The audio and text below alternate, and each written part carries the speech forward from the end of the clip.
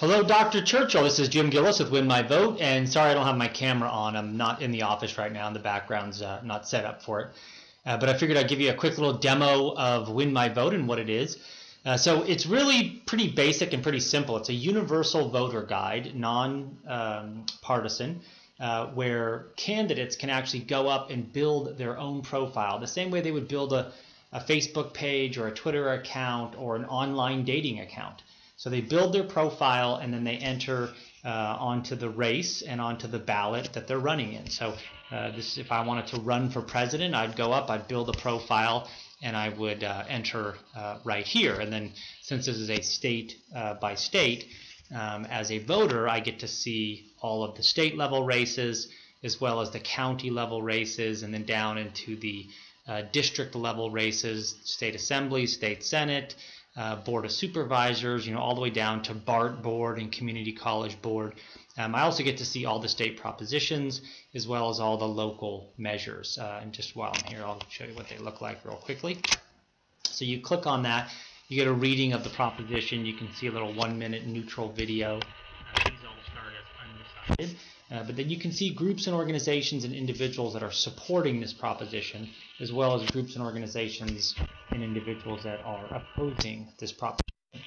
So you get to read it, you get the neutral video there. If you follow Ethan Behrman, you want to see what he has to say, you can click on it. When does temporary mean temporary? Well, it doesn't here in California when it comes to money and taxes.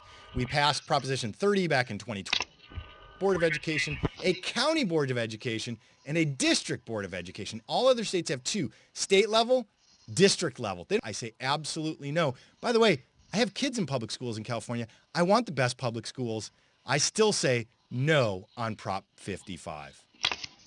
And let's say that you follow him and you like him and you've done all your other research. You simply click no, and then when you go back to your ballot, you can see here that you're now going to vote no on that. You can even see a percentage here. And so the reason some of these percentages are up here and other ones are not is that we used this ballot. It's kind of a demo ballot, but we used it for the national student parent mock election in California. So they ended up having a couple of propositions that we did. So they ended up getting the numbers way up there. It was about 5 million students and teachers nationwide that participated.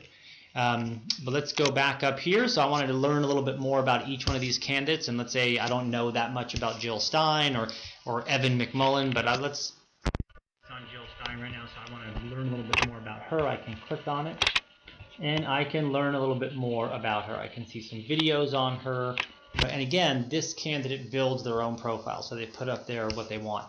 I can also see groups and organizations and individuals that we call trusted sources that are endorsing the candidate. So if I want, I can just click straight through there.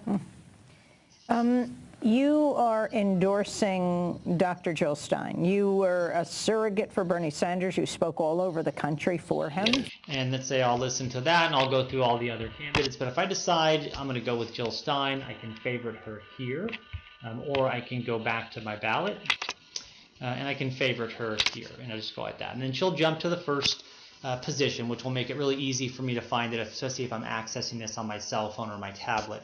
I can also see how she's doing, and again, the percentage here, this isn't going to change with my vote, and we did, so you would see, you'd have to have hundreds of votes before these would change, but early on, they'll change, quite frequently, and they're in order of percentage. So you can actually start, let's say if you want to campaign for Zoltar, you can share with friends, you can send his profile to your friends and say, hey, let's get this guy closer to the front, and hopefully if he can get lots of votes, he'll move a little bit closer to the front. But the nice thing about managing your vote here is that I can now move on to the next race, and I can go down and look at these races. And when it comes to things like board of supervisors, he was favored in my last demo.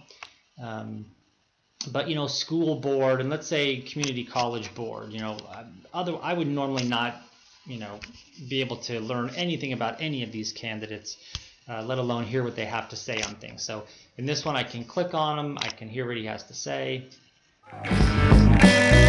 school. I was educated in public high school or public schools my whole life. My dad was a public school teacher, and when I was a junior, I had to drop out of school to deal with a really serious illness. Fortunately, my local community college had a really strong relationship with our school district.